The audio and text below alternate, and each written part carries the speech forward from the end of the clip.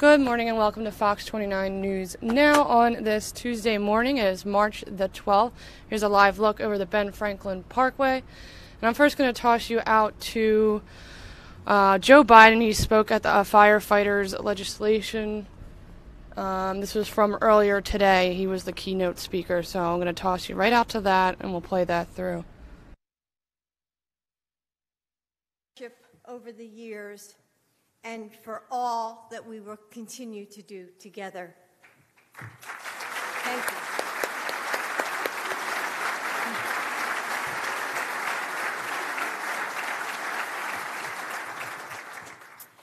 On a Sunday morning in 2004, I heard a shocking boom.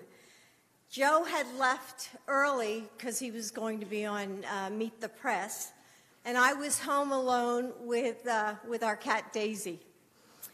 And there was a storm that morning, so I thought that a tree nearby must have been hit and, must have been hit by lightning and had fallen on our property. But when I went downstairs to investigate, I knew something was wrong. I couldn't see fire, but smoke was pouring out of our heating vents. I tried to call 911, but the phone was dead. I knew I had to get out of the house, but I kept trying to find the cat. It was pandemonium, and I couldn't think straight. Minutes later, I was standing in my driveway in my bathrobe. The rain was just pouring down, and the house was so dark inside, and the smoke you couldn't see. And a team of firefighters rushed into our home, and then they came back out because the smoke was so thick they needed to put on their headlights to get through to see anything. Okay, I guess they're not called headlights.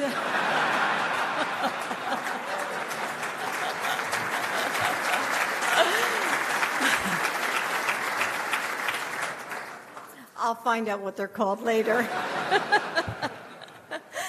Anyway, the ladies' auxiliary arrived, and I was standing there in complete shock. I'm sure you've seen this just thousands of times.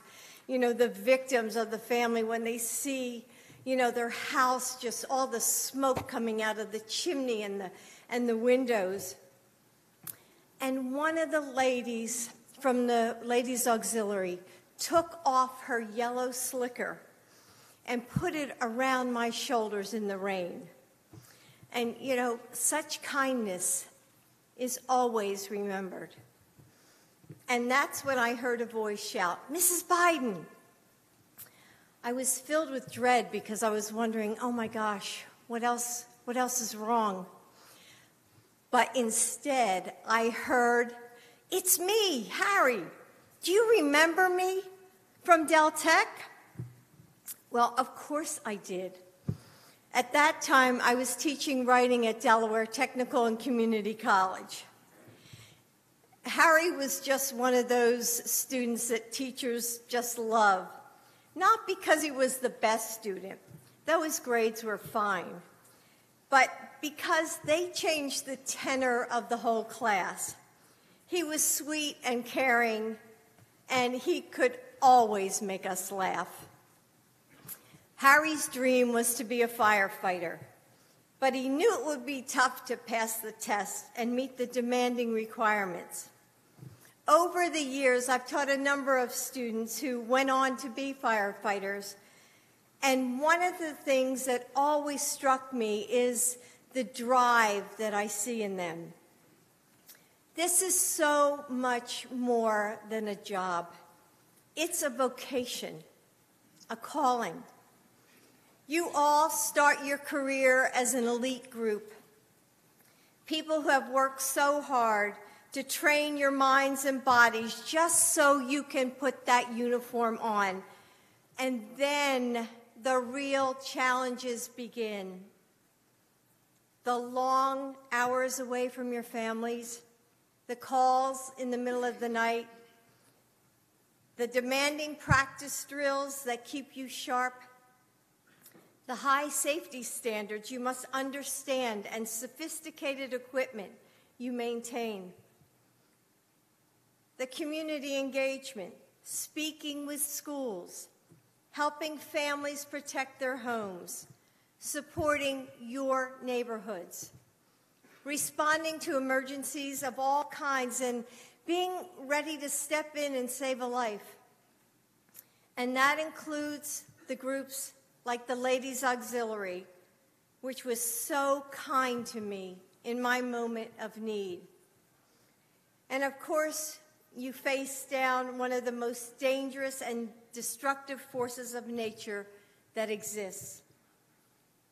I will forever remember our trip to Flagstaff, Arizona in 2013 to stand with the 19 families of the Granite Mountain Hotshots crew who made the ultimate sacrifice. You all pull us from the grips of death. You put your lives on the line. So I want to say, you don't do this alone. Your parents, your wives and husbands, your kids, your families serve in their own way, comforting and loving you and cheering you on. They are with you on those long nights, the terrifying calls, praying that you come home safely. And I want to thank them for that. Too often, I think we recognize the incredible bravery and sacrifice of this community only after tragedy strikes. So I'm grateful to be here today to say thank you. Because you aren't just firefighters. You are community builders. You are healers and counselors and protectors. You are public servants in the truest sense, with duty, integrity, and courage. You stand between us and destruction. You hold back death. So for your service, for your sacrifice, for your incredible courage, thank you.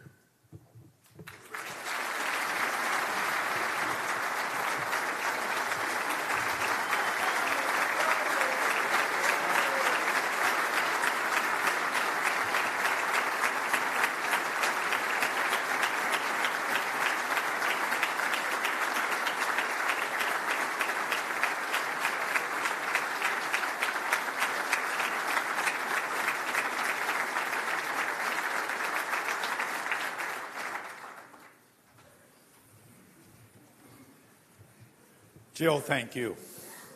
It was wonderful remarks, and you have been such a wonderful friend and supporter. And we all simply love you. Thank you.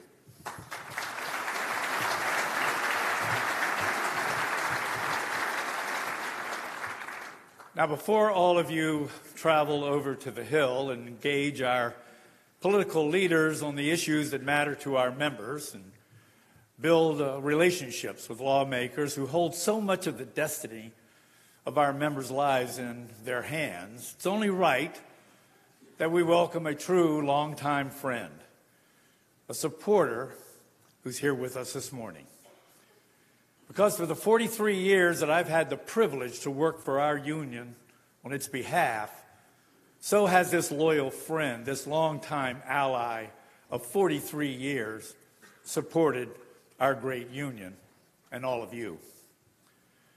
He's always stood on the front line with us throughout his Senate career, through 2 terms as Vice President of the United States, and as a private citizen, always fighting to improve public safety and making sure our homeland and communities are safe and that our members have what they need to get the tough job done.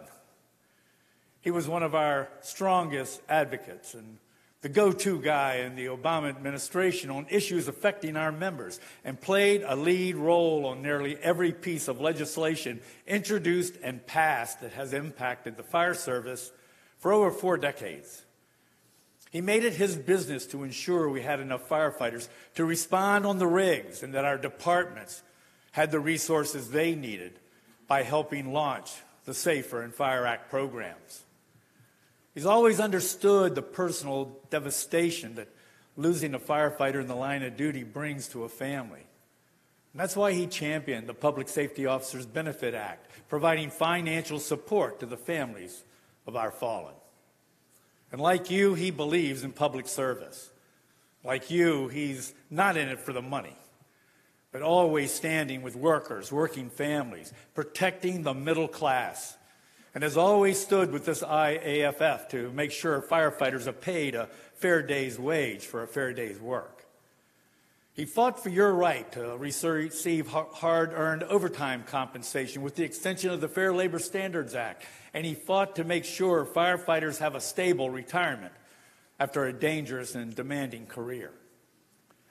As our members went toe-to-toe with devastating wildfires last summer, he once again stepped up, helping our IAFF Foundation raise funds for our members who lost their homes while they were still on duty on the front lines protecting their communities. And I'll probably get in trouble for this, but he very privately, wanting no fanfare or recognition, personally donated $25,000 to our disaster relief efforts to go to our members' families. He's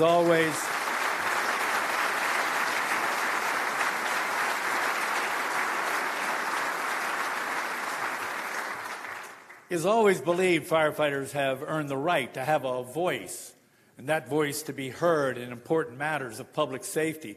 And while too many lawmakers sat on their hands, this incredible friend co-sponsored legislation to establish collective bargaining rights for all firefighters.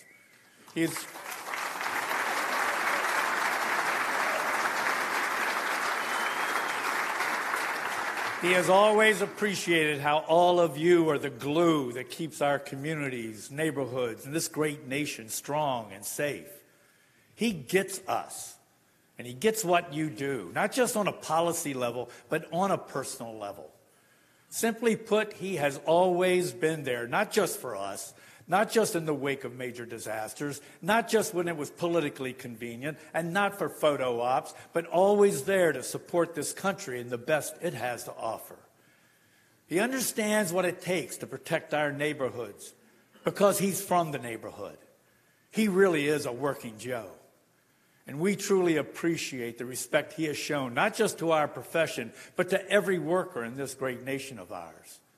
So please turn your attention to the video screen to help us welcome the former senator from Delaware, the former vice president of the United States, our friend Joe Biden. To the screens.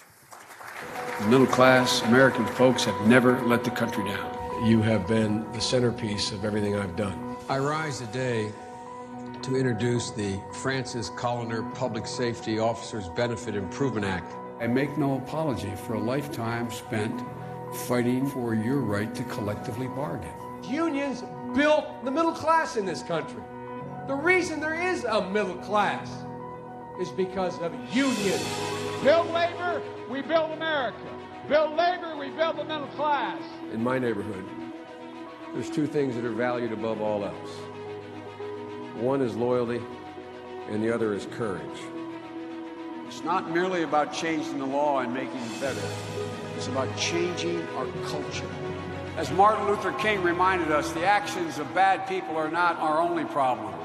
We also answer the appalling silence and indifference of the good people. You don't need a photo op to tell the world where you stand. You show it by your actions. You show it by your deeds. This is about kinship of character and commitment to country. When it came time to picking a team, you're the guys I wanted on my team. This is where I stand, and where I stand is with you.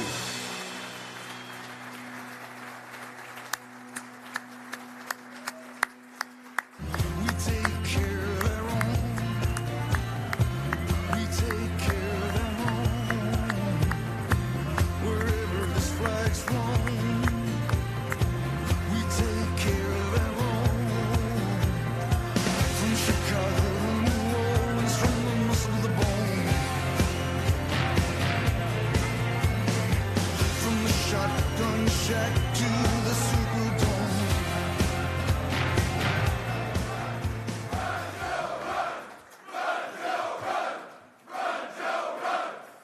Thank you. Thank you. You know, I've been around a long time, but I promise you I did not know Adlai Stevenson, but he said something very profound once. He said, flattery is fine as long as you don't inhale. My name's Joe Biden. I'm Jill Biden's husband.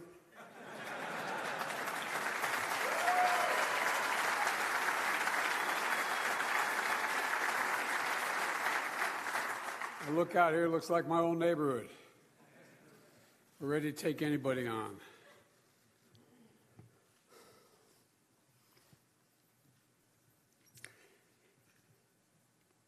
You know, you measure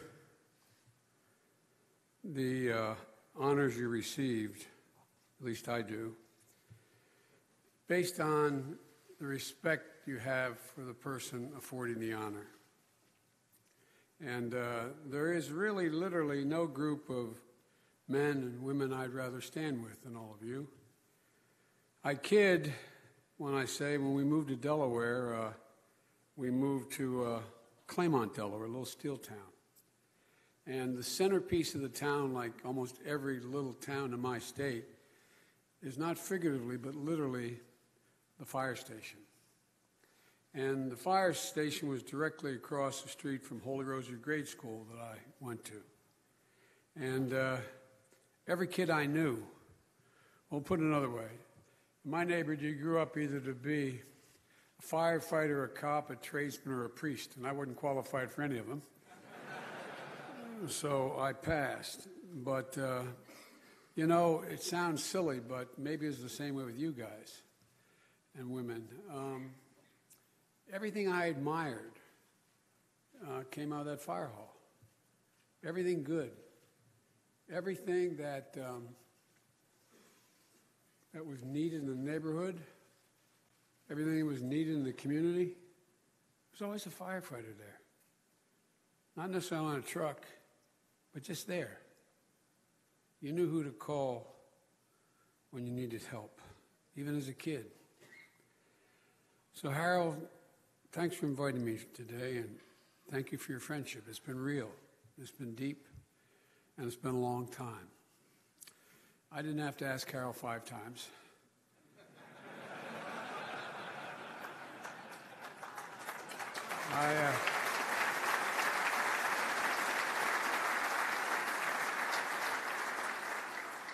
By the way, y'all think I'm kidding. I had to ask her 5 times. The 5th time I was in Africa trying to go to see Nelson Mandela and Robben's Island in South Africa. I was a young senator. And I came home after the trip, and I went from the airport, knocked on Jill's door. Said, "Oh, Joe, come on in." I said, No. I said, "You've got my Irish up now." I said, "Here's the deal." And I meant it. I said, "My pride's engaged." I said, "I'm going to ask you one more time. One more time. My word is abiding, true story. One more time. Not when, but if you will marry me." I looked at her and said, "Will you marry me?" And she went like this.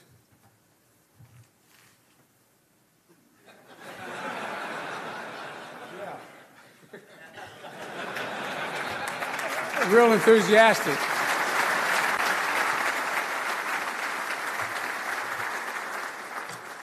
My sister later asked her, their best friends asked her, "What made you change your mind?" She said, "I fell in love with the boys." I had 2 sons. So, you know, I keep working at it. She put a sign. When Jill wants me to get a message, maybe you guys have the same thing, or you women, she puts up she pastes little notes on the mirror where I shave. And she found this saying somewhere. It said, "Stop trying to make me love you." She put it up 2 weeks ago.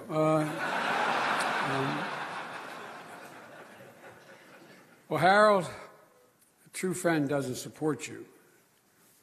That's not enough. They make you want to be a better version of yourself. And, you know, Harold, you've been that kind of friend to me. Someone Jill and I admire, and someone with the passion and drive that for the people you serve. You know, what a what a heart for the firefighters and their families. You're leaders who never stop fighting for what's right, and you inspire us. And so thank you for all you do.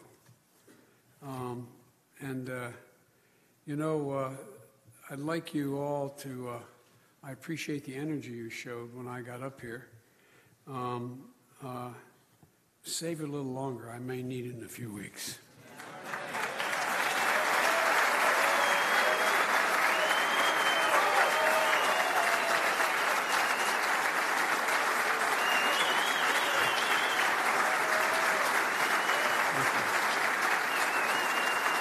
Be careful what you wish for. Be careful what you wish for. You know, my grandfather, Finney, used to say, Joey, you're labor from belt buckle to shoe sole. That's how I was raised. And there's no labor leader who's done a better job for the men and women they represent than you have, Harold. You know, you bleed for your people. Every firefighter injured, every firefighter lost, every firefighter struggling for their health care. This guy feels it, as does the rest of your leadership. And frankly, that's the kind of leader you need and you deserve because you know, being a firefighter, as Jill pointed out, it's not just your job, it's not just your profession, it's a brotherhood, it's a sisterhood.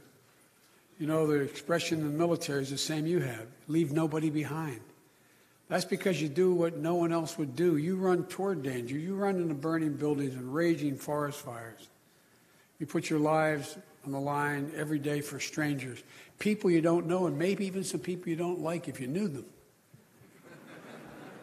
At least I feel that way sometimes.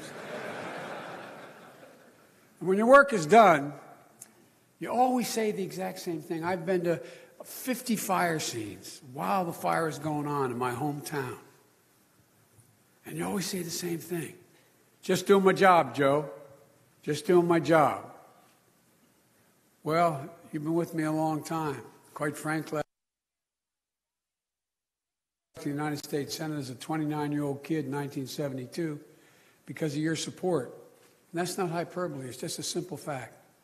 You see, when I was a 29-year-old kid, there were 3 parties in Delaware. And this is what we always say of anyone from Delaware here. They'd say they're Democrats, Republicans, and firefighters. Not a joke. Not a joke. And if you were smart, you went with the firefighters. I did. I went with the firefighters, but politics is the least of what you've done for me.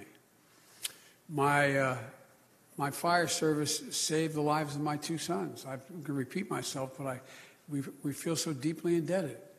December of '72, when my wife was bringing home a Christmas tree, a tractor trailer was broadsided. Killed my wife, killed my daughter. It took about an hour and a half, I'm told, for the jaws of life of my fire company to save my boys, who in all likelihood, I'm told, would have died as well, severely injured. You saved my life in the middle of a blizzard, literally a blizzard. President Reagan offered to send a helicopter to get me to a neurosurgeon at Walter Reed because I had 2 cranial aneurysms. One was bleeding, and they gave me a 30% chance of living, but my fire service and an ambulance got me down to Washington in the middle of a snowstorm into Walter Reed. And a 12-hour operation that saved my life. I'll never forget the guys from the fire service. 2 young guys were trying to get the gurney in and it wouldn't collapse, you know, and they were having trouble. And Jill, to calm them down, looked at me and said, Joe, you ruin everything. It's Valentine's Day. And I looked and put it in. As Jill told you, saved her home. Believe me, I know better than most just how true the old saying is. All men and women are created equal. Then a few become firefighters. So Jill and I owe you. Your neighbors owe you. The American people owe you more than they have any idea how much they owe you until they need you. That's why, as Vice President, as Hal pointed out, I was so proud in the middle of the Great Recession to put real money into the Recovery Act, keeping your fire stations open and countless firefighters on a job. That's why I've been so proud to support and be a defender of the SAFERS grant. And we owe, he's not here, but we owe Senator Dodd a debt of gratitude for what he did. He's the guy.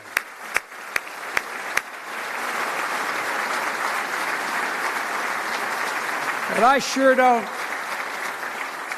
have to tell anyone in this room what it's meant to you. You know, what people don't realize is on a per capita basis, more of your women and men are injured and die than law enforcement officers do on a per capita basis. The thing you need most is more firefighters to have your back. What I don't get...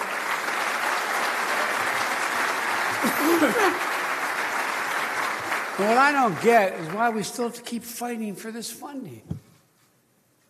They're critical to your safety and the safety of local communities all across America without exception. Maybe because, as I said, I'm a union guy, labor makes a gigantic difference. But I don't see any reason why you should be denied the right to collective bargaining. Who the hell are these guys?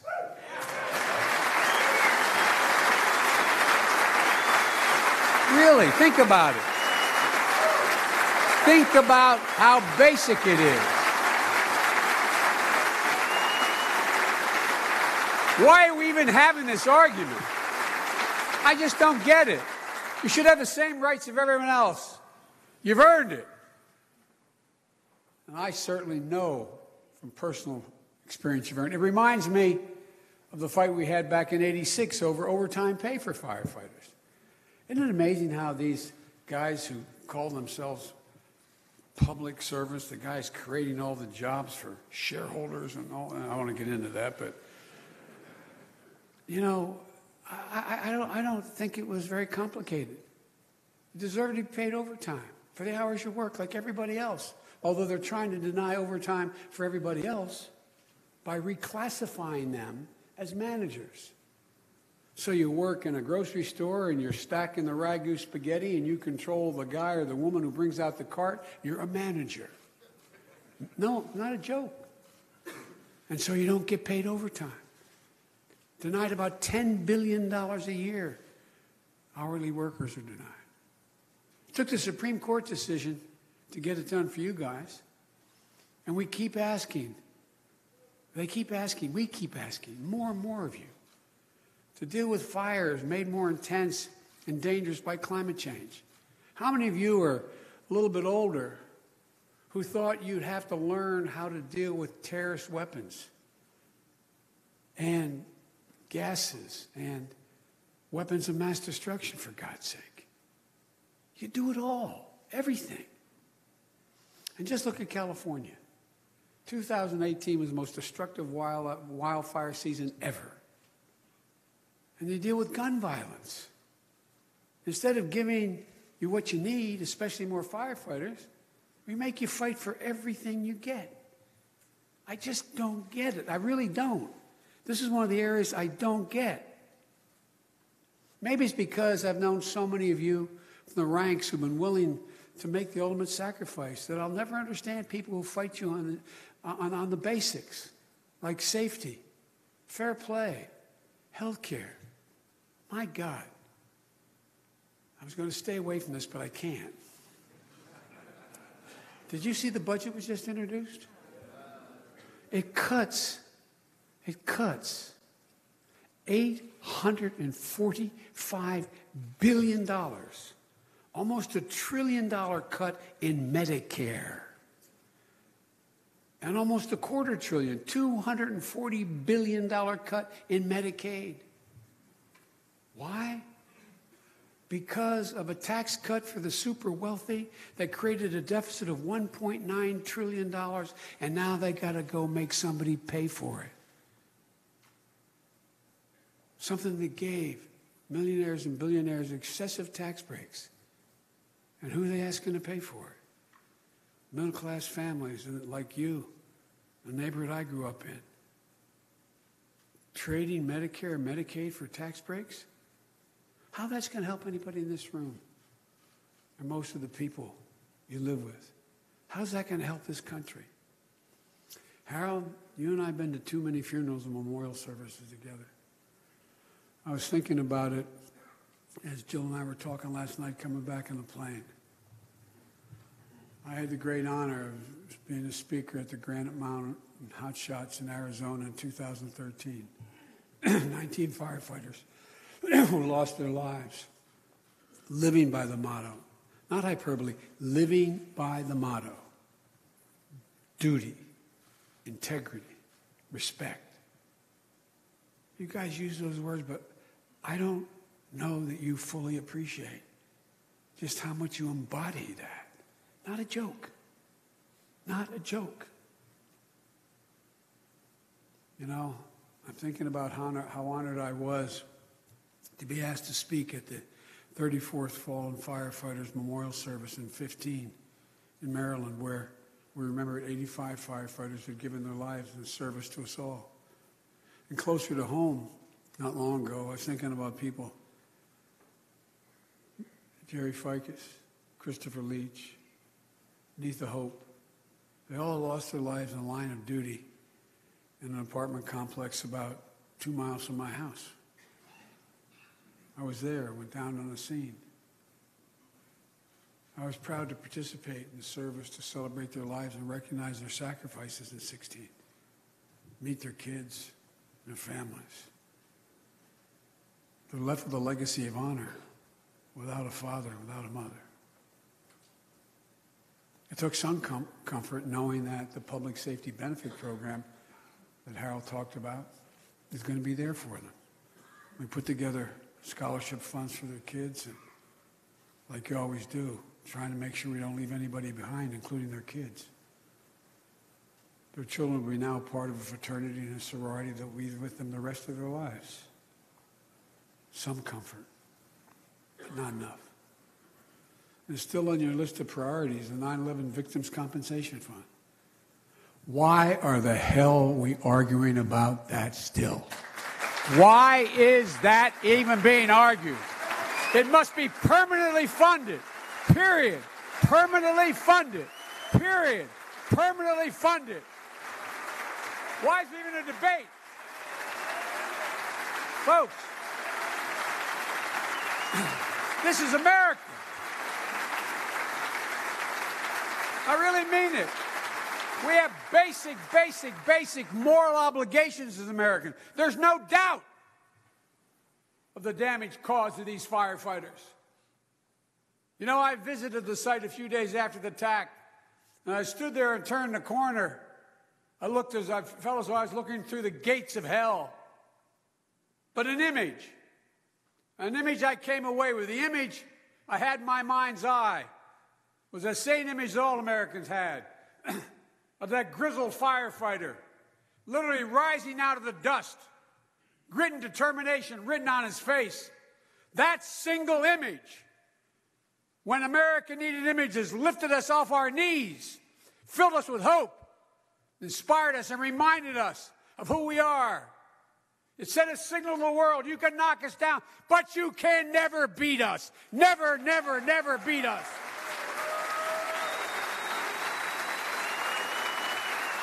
Think about it.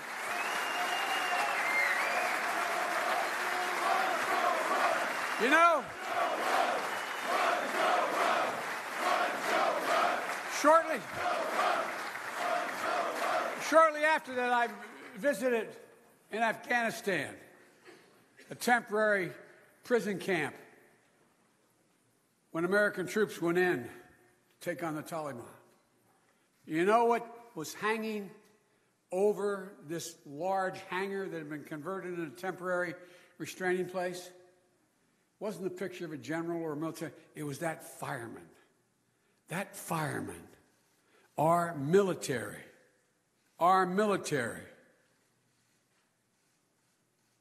About an 8x10 big photograph.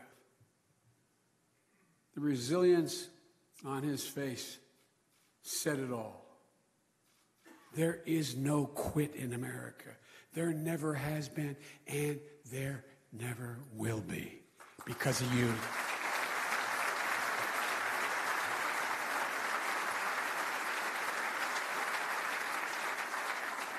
And I really think, as usual, you guys underestimate the impact you have on the community, and at that moment on our nation and on the world. I think about that time after 9/11 a lot these days. We were so united. Today, we seem to be at each other's throats. The ugliest extremism is on the rise in this country. We saw it most vividly in Charlottesville. Mean pettiness has overtaken our politics. Sometimes it seems like we can't govern ourselves or even talk to one another. If you notice, I get criticized for saying anything nice about a Republican. Folks, this is not who we are. That's not how we got here. We have to remember what it is that makes this nation so special. It's our core values. It's what we believe. It sounds corny, but it's the American creed. I mean, for real.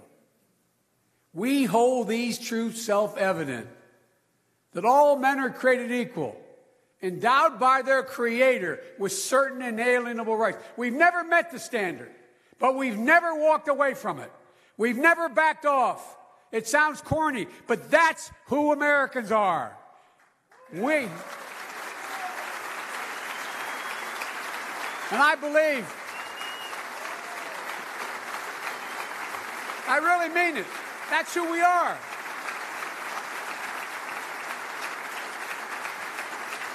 I believe there's what the columnist David Brooks calls an invisible moral fabric that holds this nation up, holds us together. And it's pretty basic. It's made up of the values that define us best as Americans. Not a joke.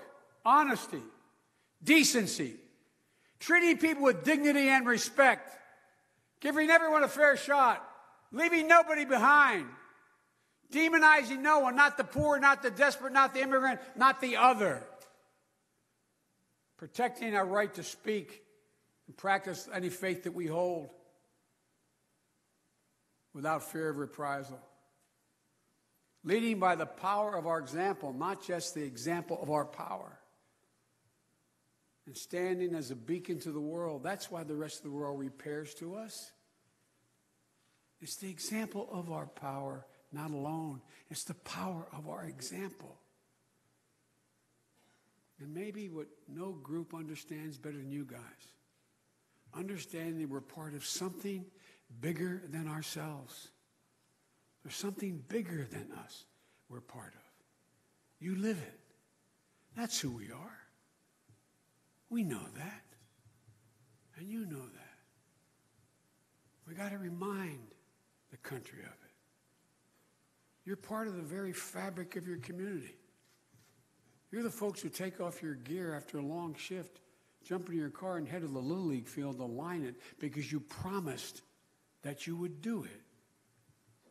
You're the men and women who take the trucks out of the fire hall, set up the tables for potluck dinners, raise money for the person whose house you couldn't save and lost all their clothing to give them help.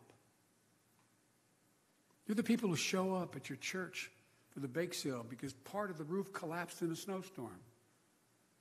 You're the ones who stand in the corner of every American city with those boots after you've already done your shift, collecting money to help those with neuromuscular diseases. You not only have courage and stamina, you have really big and generous hearts. You don't like admitting it because somehow it's not that masculine or something. But you're all suckers. Think about it, guys. Think about it. How many people can you walk by who need help? It is not hyperbole to suggest you are the heart and the soul, the sinew and the backbone of this country. And you're the reason that I have so much confidence in our country's future as tough as times look right now. Because when I look around this room, I see the people who built this nation. The country wasn't built by Wall Street bankers and CEOs and hedge fund managers. They're not necessarily bad. They didn't build this country. It was built by the great American middle class, and unions built the middle class.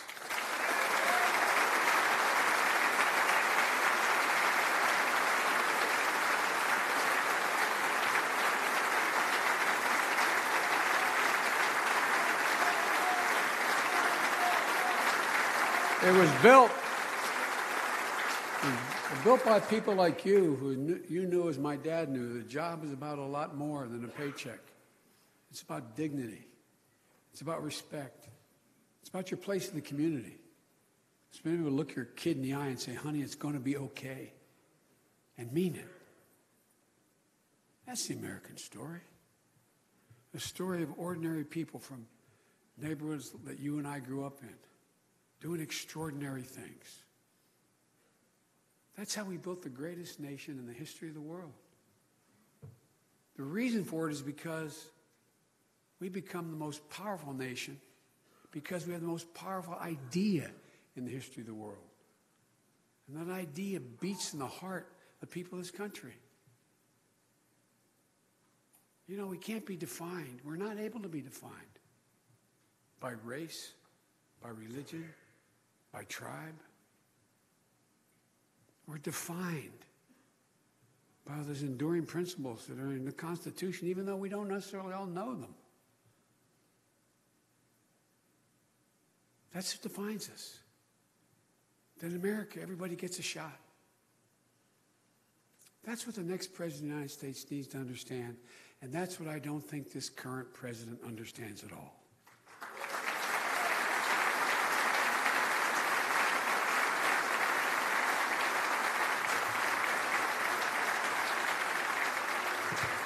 Unless you think I'm kidding, try to define an American based on race. Try to define one based on religion, on ethnicity. No other democracy in the world is like ours. There's uniting features of being Brit or French or German or Chinese or Japanese, but not in America. We can only define an American by their commitment to those self-evident truths stated in the Constitution. That's why they say it's not hyperbole. America was an idea. It is an idea. It's an idea that goes back to our founding. An idea that we spent over 200 years trying to live up to. An idea that generation after generation has opened its arms just a little bit wider to include those who are being excluded. It's what keeps pushing us towards justice, toward the more perfect union. We're not there, we're not likely to get there, but we've always kept pushing for it. My dad used to say, Joey, everybody in the world, everybody in America deserves to be treated with dignity. Not a joke. Everybody. My father would no more walk by the shoe shine guy in the Hotel DuPont than he'd walk by the chairman of the board of the Hotel DuPont. It's been over 2 centuries, and it's still our North Star today. If we remember that in the 21st century, the 21st century will be an American century.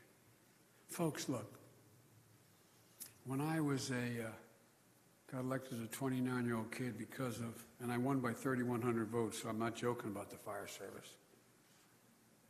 Despite, I was referred to as a young idealist. I was an optimist. Well, despite all of our problems today, I mean this sincerely, I'm more optimistic about our nation's future than I was when I was that 29-year-old kid. Think about it. We have the largest economy in the history of the world. We're the richest nation in the world. We have the strongest military in all of world history. We have the most innovative entrepreneurs in the world, the most agile venture capitalists. We are virtually energy independent, something that was beyond our possibilities a few years ago and does not apply to China and so many other nations. And the fact is, we have the most productive workers in the world, 3 times as productive as workers in Asia. And we have more great research universities in the United States of America than all the rest of the world combined. And if you doubt me, as my wife, the professor, would say, Google it. There's no reason why we can't own the 21st century. And the rest of the world needs us to lead. Who fills the vacuum if we continue to walk away and walk off the world stage? We've just got to get out of our own way. Remember who the hell we are.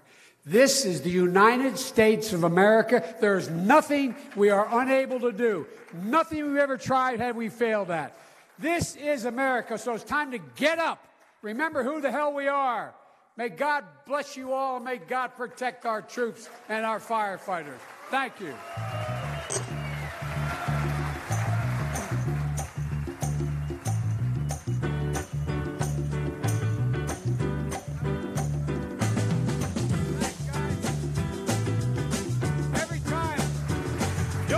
Hey guys, every time I'd walk out of my grandpa Finnegan's home in Scranton, he'd yell, "Joey, keep the faith." And my grandmother yelled, "No, Joey, spread it. Go spread the faith."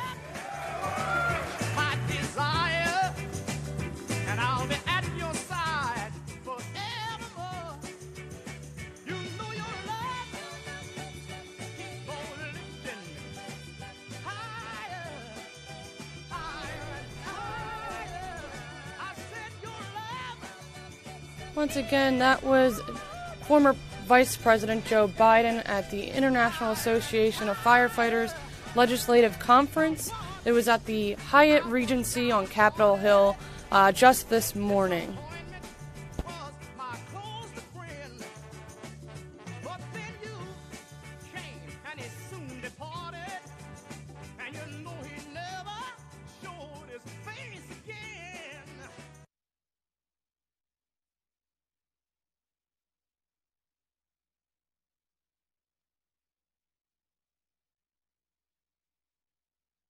And let's jump into some of our local news this morning. In Newcastle County, we are learning new details about two teenagers killed yesterday morning inside a Wilmington, Delaware home. Lauren Johnson was out at the scene and filed this report. You can see now that people have started to leave candles here at the scene in remembrance of the two victims who died inside this house yesterday. Friends of one of the victims say he was a star football player, but also said he'd become a devoted dad to his very young child. And those same friends say they believe the 17-year-old was targeted inside this home. Police, of course, have to wait and see what their investigation reveals. An investigation into who killed Christian Caulfield and his girlfriend, Janaea Henry. The two murdered in an upstairs room of the home here on 26th Street in Wilmington. Family and friends were gathered outside the home, consoling each other behind police tape while detectives went in and out of that house that became a crime scene shortly after 4:30 yesterday morning. Many of the neighbors here remember hearing the shots and feeling instant sadness for this family. They crept up from the basement, held the mother and some of her kids at gunpoint. And that's when the other two persons went upstairs to shoot the couple upstairs. I heard the gunshots. And how many? At least 7 or 8. 7 or 8? Yes, I think it was. It sounded like it was going on forever. I wanted it to stop. I wanted it to stop real bad because I knew someone was getting hurt. They was taking care of their child. He was actually playing football. He was actually good at football. And I was trying to keep him focused. It's awful. It's always very hurtful, because I knew them.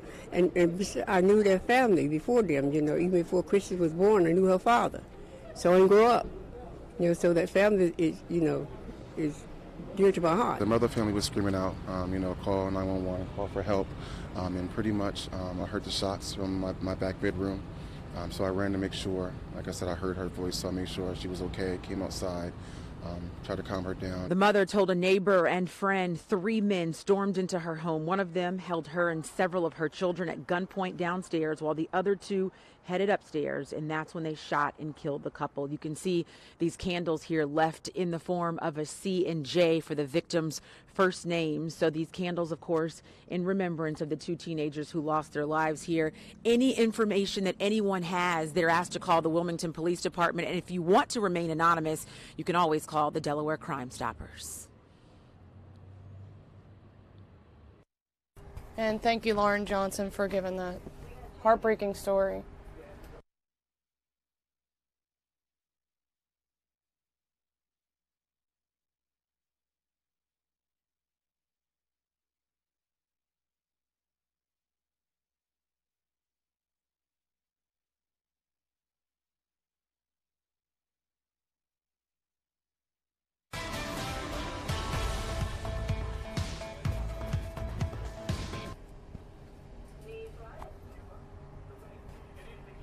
We begin with new information on the Ethiopian Airlines plane crash that left all 157 passengers on board dead.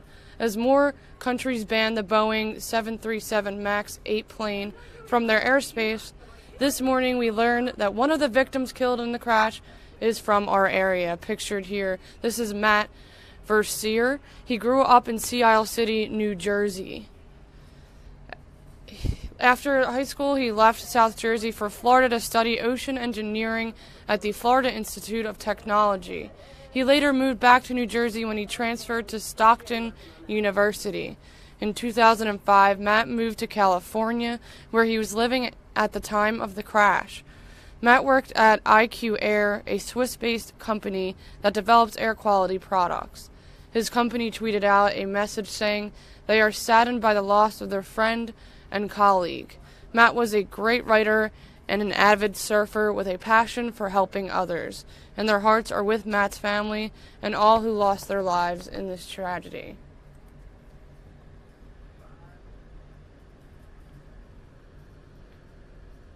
"157 people lost their lives when the plane crashed Sunday right outside of Ethiopia's capital, Addis Ababa. Versier was one of the 8 Americans killed in the crash. Experts say changes in design to the Boeing 737 MAX 8 jetliner may have been a factor in the crash.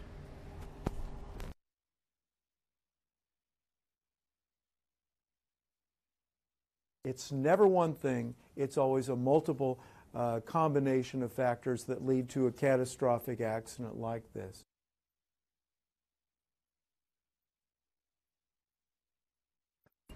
Airlines in Ethiopia, China, Indonesia, Australia, and South Korea are grounding all 737 MAX 8 jetliners until the cause of the crash can be determined. The crash on Sunday is the second deadly crash in 5 months that involves this new Boeing 737 MAX 5. 22 airlines around the world have grounded the new model, but some are still using it. Those airlines still flying that Boeing include Southwest, American Airlines, Air Canada, and WestJet.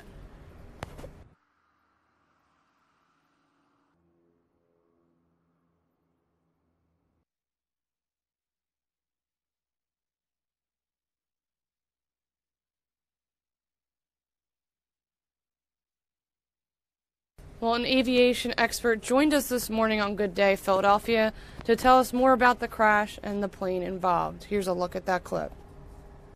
31. We are now learning a man with local ties is among the 157 people killed in the Ethiopian Airlines crash. Matt Versier grew up in Sea Isle City, New Jersey. In 2005, he moved to California, where he was living at the time of the crash. He worked at IQ Air, a Swiss-based company that develops air quality products. So, of course, this crash right now is raising so many concerns about safety. Are they safe to fly right now, this model of aircraft? Back in October, of course, we had that other crash. So this is the second in 5 months. That was a Lion Air 737 MAX 8, the crash in Indonesia, killing 189 people there. And so now we're seeing across this world right now, they are grounding these aircraft. 5 countries have done so, many airlines. Is it safe, and should we be concerned? Yes, because it has been grounded in other countries. So we want to show you a number of airlines in our country that are flying the Boeing 737 MAX 8. It's a couple, quite a few. So we want some answers on this. We have aviation attorney and licensed pilot John Gagliano. Good morning to you. Good morning. So down at Philly International, our major carrier there is going to be American Airlines and also Southwest, that both use these craft. Should we be concerned? Well, in November, the FAA took emergency action, and they said that an unsafe condition could develop in these aircraft. Then they fixed the pilot's procedures, but they didn't fix the problem in the planes.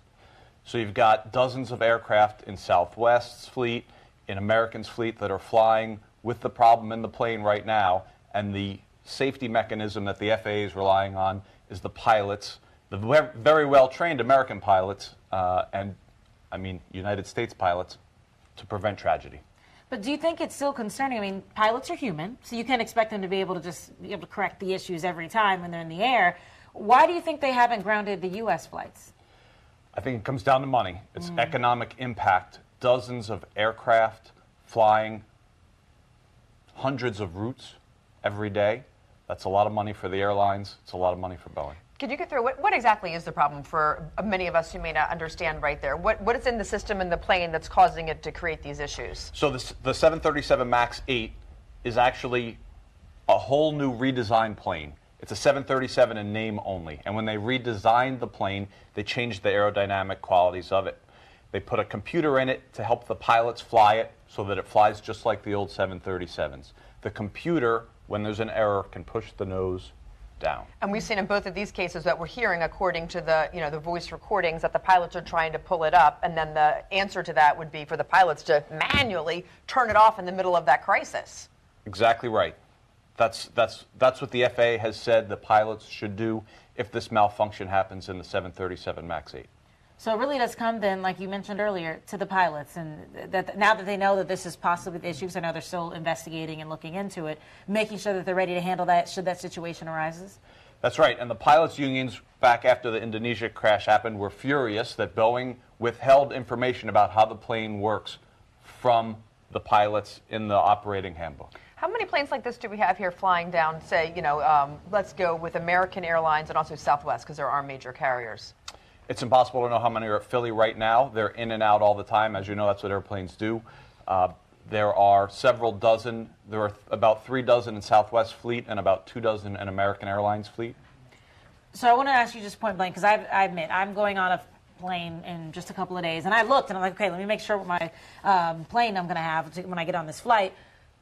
Do you feel that people should be concerned if they have a scheduled flight, if they're going to be going, and they see on their ticket, oh gosh, I have 737? Should they be concerned at all? Well, it's not all 737s. Well, the MAX 8. Sure, it's the MAX 8. There's obviously cause for concern. There's been 2 fatal crashes. Right. U.S. pilots are very well trained. The FAA has said that there's not a problem, but we know that Boeing is working on a software fix. Okay, that's interesting. So, I mean, the question is, how long will that take, though? They've been working on it apparently since last year. Can you tell when you look at your tickets if it's the 737 that you're flying is a MAX 8 or not, or does it just say 737? I know you can tell online. If you call the airline's customer service and ask them specifically, they can tell you. There can also be changes late in the day. As you know, sometimes planes change. Because when I looked on what I ordered, my confirmation, it said your plane, and it gave it the details, like an Airbus 360 something. So as long as I didn't see 737, yes. I was like, all right. But yeah, you can look and you can't. But the problem is, once you find out, I mean, what can you do? If the airline is putting you on that plane, you kind of don't have a choice. You can't expect your money back if you cancel because you're afraid. The standard airline cancellation policies apply. You might lose your money. You have to make that determination if that's something you want to do. Okay. All right. Thank you so much for your time. We really appreciate it. Of course, Boeing says they're working on all of this one and that the planes are totally safe in order to fly right now. And we do have great pilots in this country that are well trained. Here's the Boeing statement. A technical team will be traveling to the crash site to provide technical assistance under the direction of the Ethiopia Accident Investigation Bureau and the U.S. National Transportation Safety Board. And then the FAA says an FAA team is on site with the NTSB in its investigation of Airlines Flight 302. We are collecting data and keeping in contact with international civil aviation authorities as information becomes available. Today, the FAA will issue a continued airworthiness notification to the international community for Boeing 737 MAX operators. That's interesting. The FAA continuously assesses and oversees the safety performance of U.S. commercial aircrafts. If we identify an issue that affects the safety, the FAA will immediately take action. All right, we'll be following up on that because we're expecting that all today. All right. We will. Okay, 737.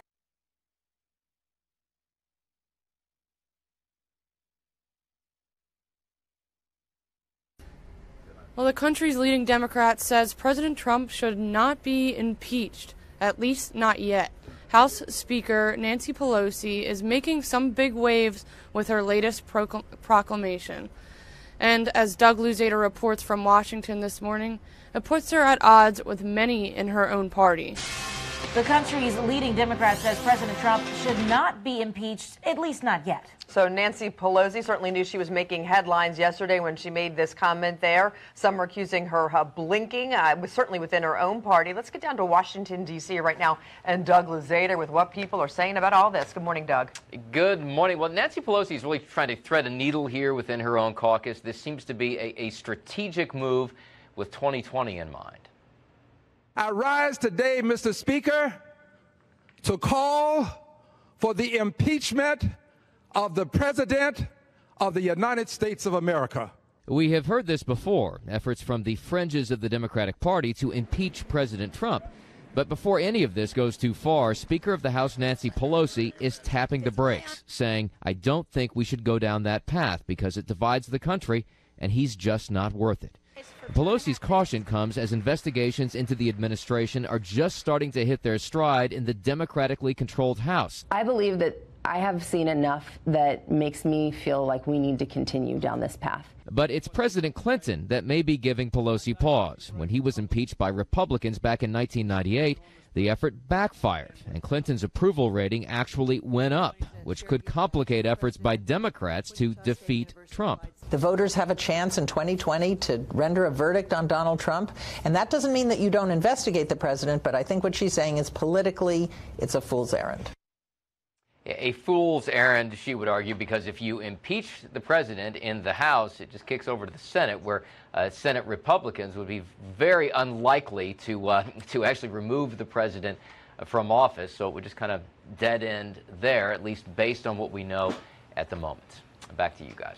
All right, to be continued. Many twists and turns in this one. Doug, thank you.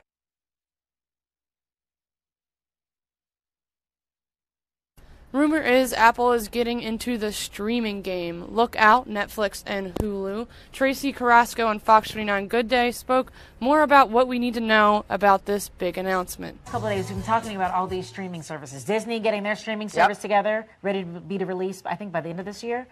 And now Apple may have its own streaming service. So let's get the details right now. Let's head up to New York City and Fox Business right there. So Tracy, what's the deal on this? Yep, that is the rumor that Apple is going to be unveiling their long-awaited streaming service. So, as you said, they can finally keep up with all of the others to compete with Netflix, Amazon Prime Video, Hulu, you mentioned Disney. They're coming out with their streaming service, too. So the media invites went out for Monday, March 25th at Apple's Cupertino, California headquarters. So we'll be watching to see what else is unveiled. Typically, Apple releases their new iPads during this March event. Not sure if we're going to see any of those. Perhaps maybe a hardware update. That could be something. Or even the AirPods. That's something Apple has not updated in a while, so maybe something with the AirPods. We'll have to wait and see. They keep these events really under wraps, so we're not going to know until March 25th what they're going to be sharing. But it makes me wonder, though, if they do a streaming service, because now there's so many, are they going to have their own original content? Are they just going to take from existing shows? Like, how would that even work at this point? You know, I think they're going to work on their own existing content. I think they've been in the process of doing that for the last year or so. I know they have something in the works with Oprah, also Reese Witherspoon. That's the other thing. There's some rumors that a few celebrities are going to be showing up to this event on the 25th. Reese Witherspoon being one of the names tossed out there. I don't know. Okay. It's a lot of things to spend money for. I got to spend money right now I feel like it's like, Always. you know, the Netflix and this, Leave and they it to get Apple. HBO, and it's like, It's so frustrating when you hear new shows coming out. Like, wait, which streaming service is it on? Do I have that? Do I have to get it? What's going on here? So, yeah, we'll be spending money. Thank you, Tracy. Yep. Thanks.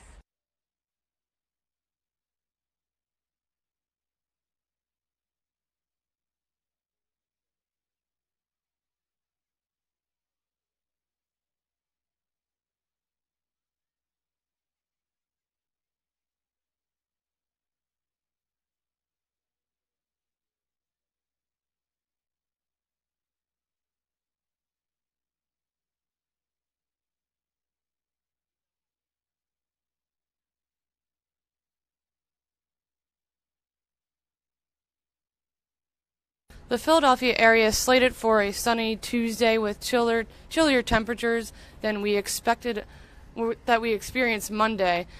Today's high will only reach about 46 degrees, and the temperatures will fluctuate between high 40s and 50s for the Philadelphia and surrounding area for the remainder of the week. Here's a look at northeast U.S. You can see 37 in Williamsport, 30 in Rochester, 29 up in Bangor, and 39 in Boston. Out in this area, it stays for the majority in the 40s.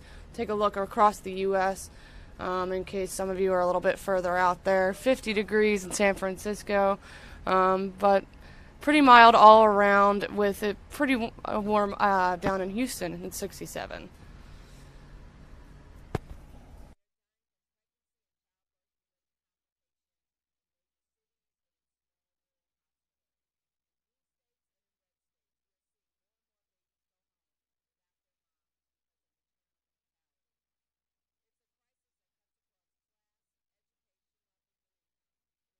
Precipitation isn't expected to return to the forecast until the end of the week.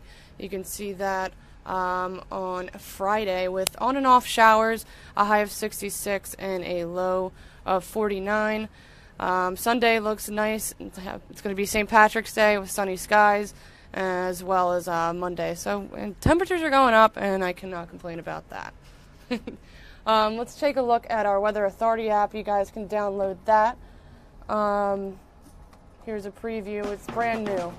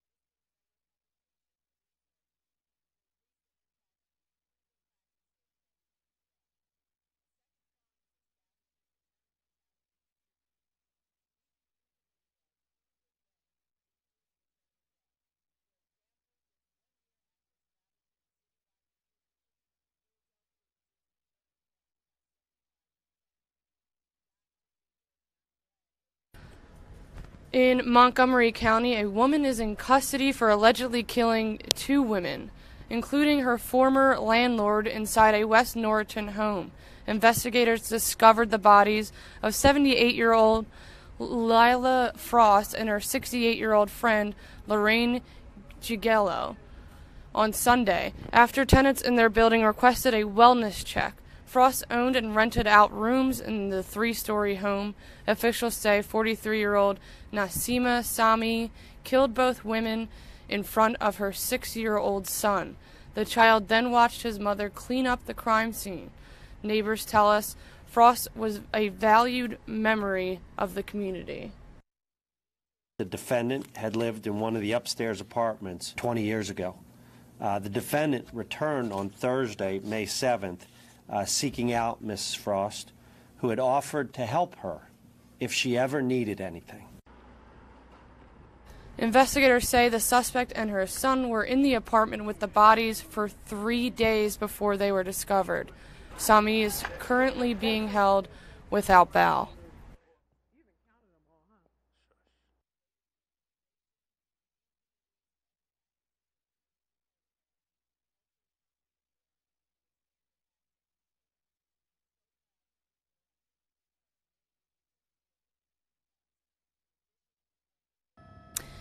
A scare at a preschool in Center City was not an explosion. 20 preschoolers had to be evacuated from EuroKids Learning Center yesterday after what sounded like a boom. The school is located on Pine Street.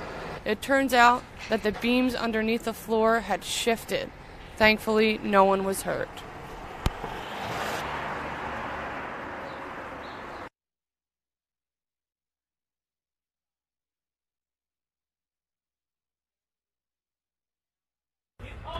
Out in Mercer County, the NJ Transit Police officer at the center of this viral video is now on administrative leave. You can see the officer trying to pick up an unresponsive man off the ground, but he dropped him, then dragged him. It happened Saturday night at the Trenton Transit Center, and at this time, officials have still not released the officer's name. And we still don't know what happened before the camera started rolling or after. We're following this. You can check us out on Twitter and check out our broadcast tonight for the latest on that.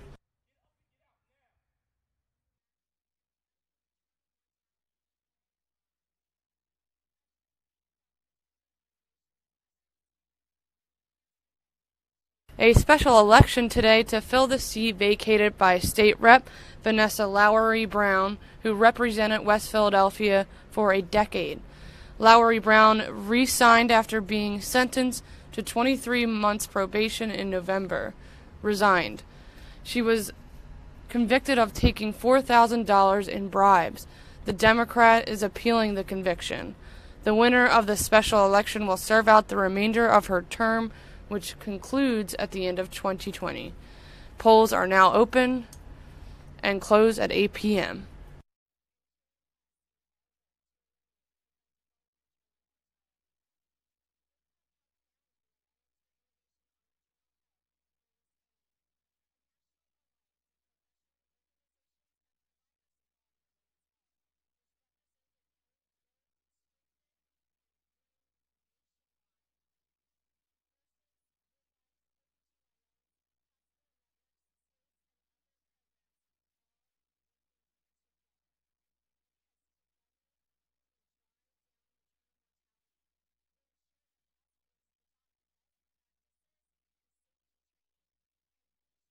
And now an update on what might be the greatest birthday prank ever.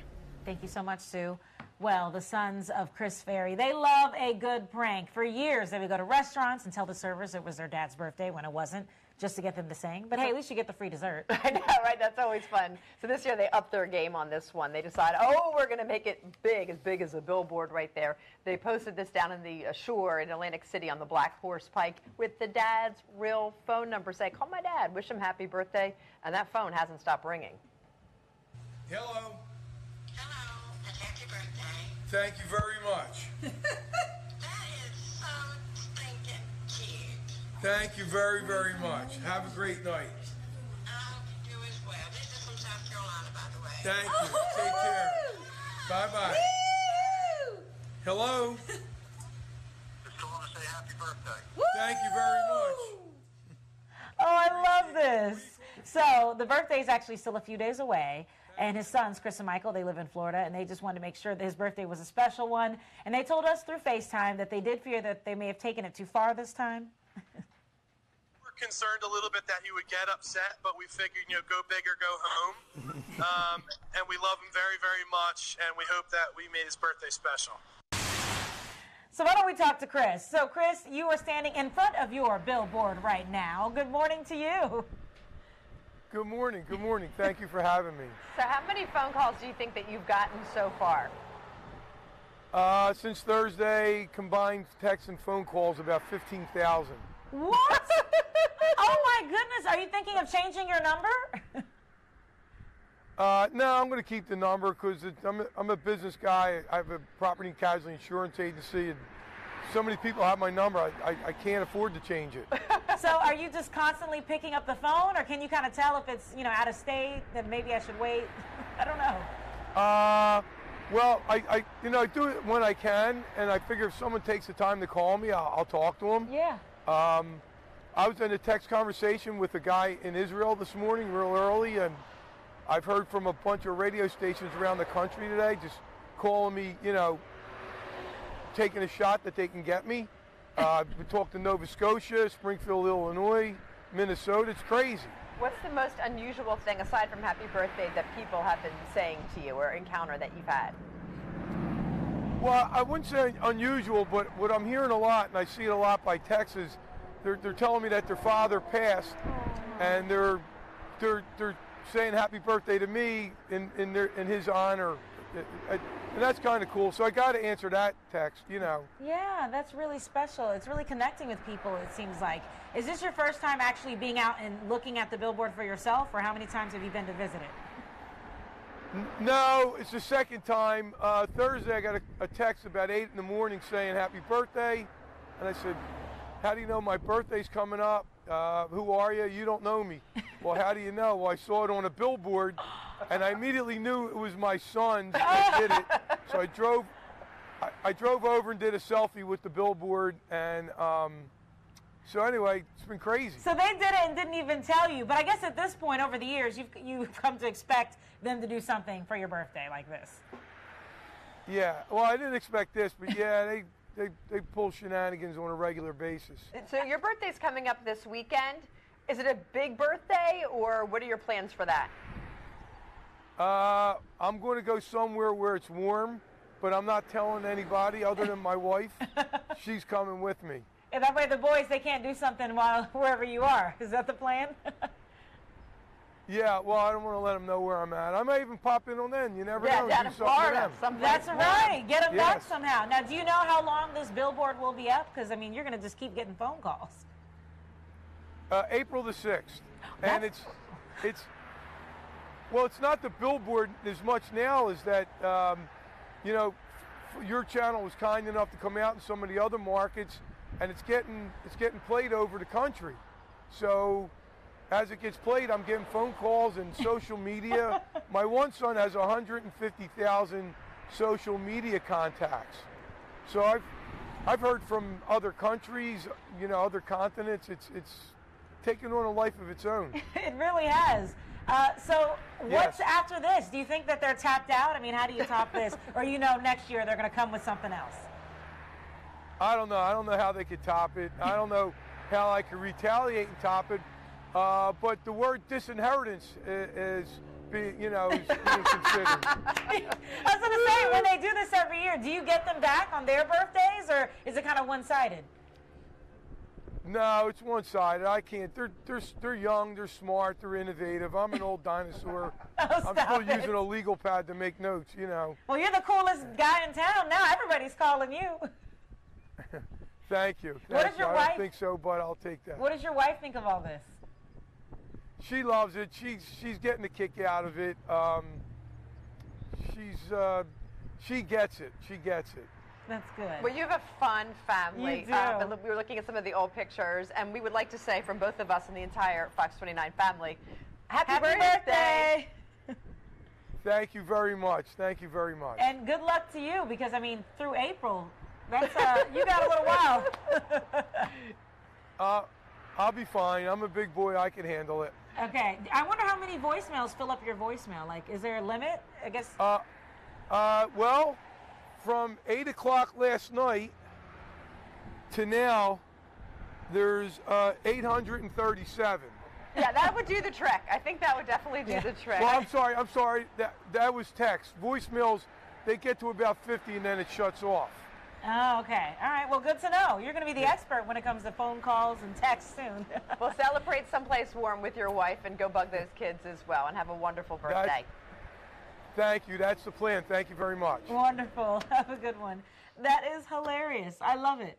That family's fun. I bet Thanksgiving, Christmas, all that, it's a good time in that house. Yeah, I hope my boys don't get any ideas down there. You know, I have 3 boys, I have 2 boys. You never know what they're going to do. Can you imagine thousands of calls? I'm just glad a lot of it is positive, and people aren't saying crazy stuff. But it's good that it's touching with people, and they're like, hey, I want to be a part of this. Remembering their own dads. So they seem like fun. And those boys get what's coming to them. Yes, I hope he gets them back. 8:22. Nick Bowles.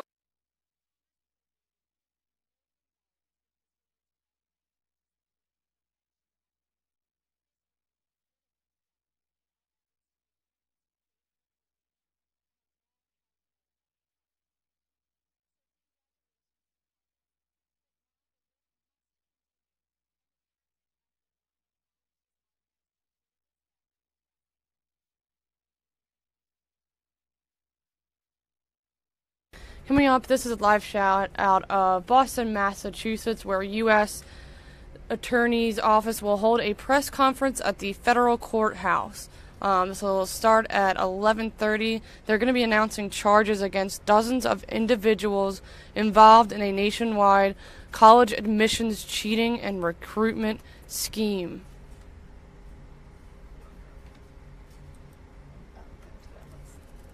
College coaches and others reportedly, including Hollywood actresses, have been charged in a sweeping admissions bribery case unsealed in federal court.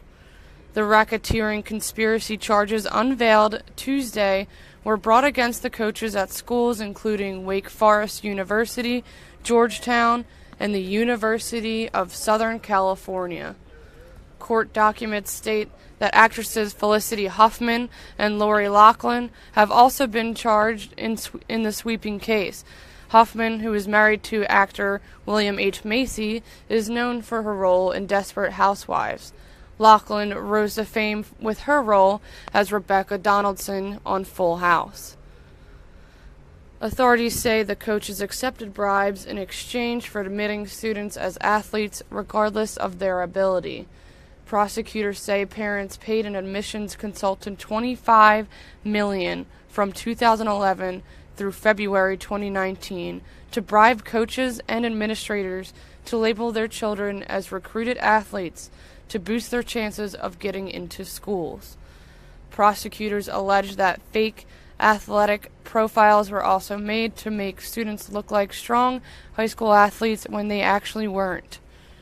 Authorities say the consulting company also bribed administrators of college entrance exams to allow a Florida man to take the tests on behalf of students or replace their answers with his.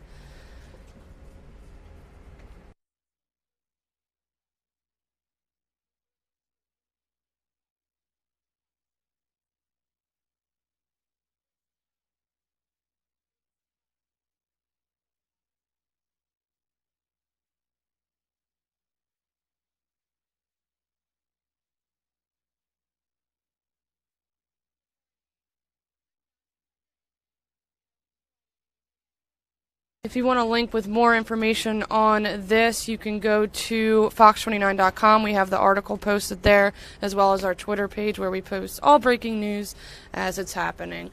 This will start in about 5 minutes, so just bear with us, and thank you for watching. Again, this is out in Boston, Massachusetts.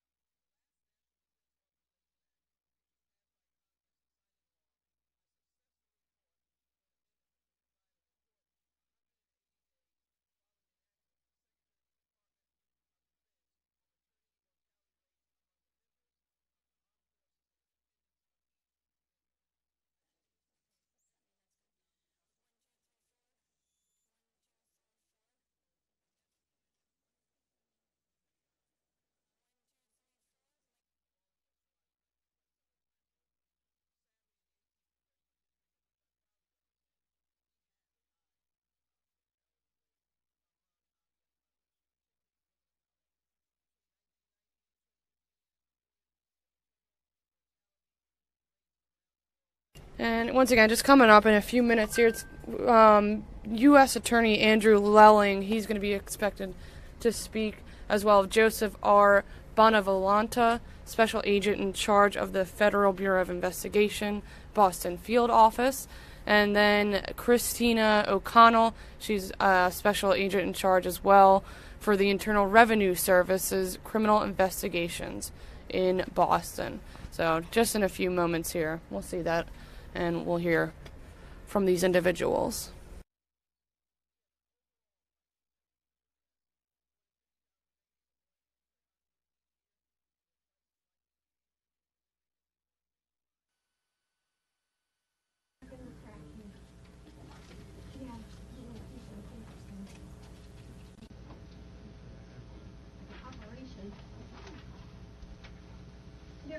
Can you get one more mic check, please?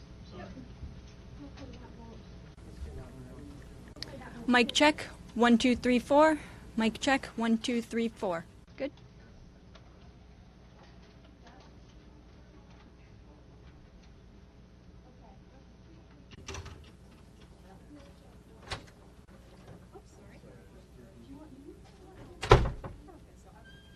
Is everybody ready?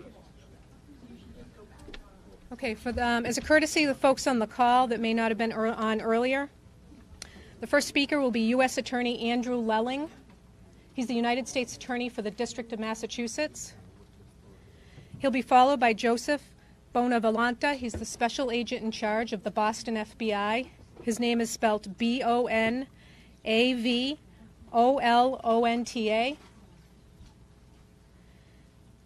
Third will be Christina O'Connell, Christina with a K. She's the Special Agent in charge of the Internal Revenue Service's Criminal Investigations in Boston. Also joining them on the stage will be Assistant U.S. Attorney Eric Rosen. He will not be speaking, but he will be up here, and we'll take questions at the end. Okay? Is everybody ready? You guys ready at the back? Okay.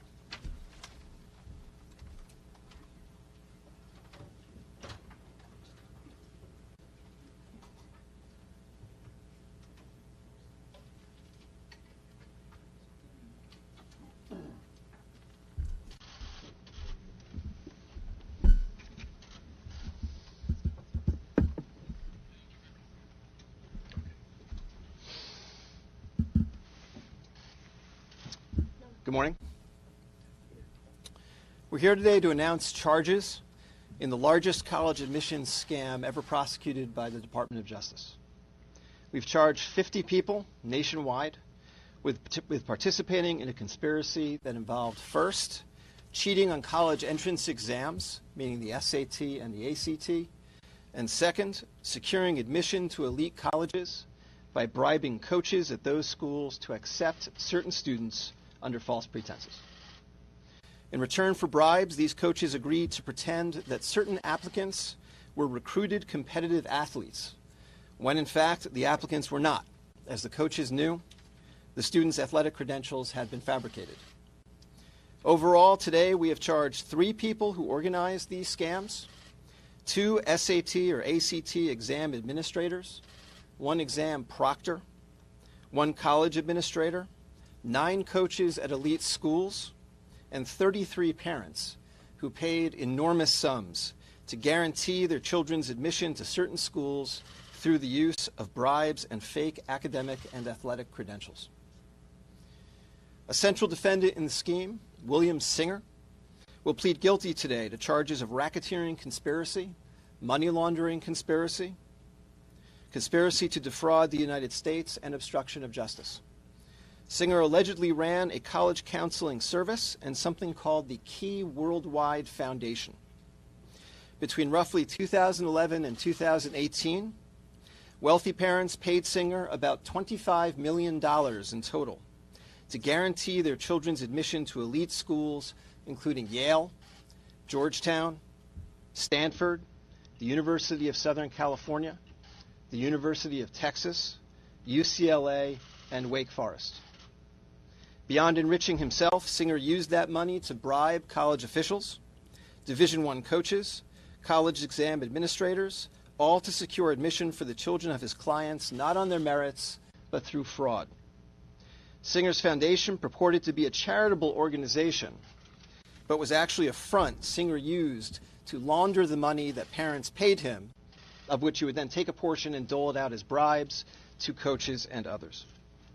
More specifically, with respect to the SAT and ACT scheme, numerous parents paid Singer between $15,000 and $75,000 to have someone either take the exam for their child or to correct their child's answers afterward, all to achieve a sufficiently high pre-agreed score on those tests.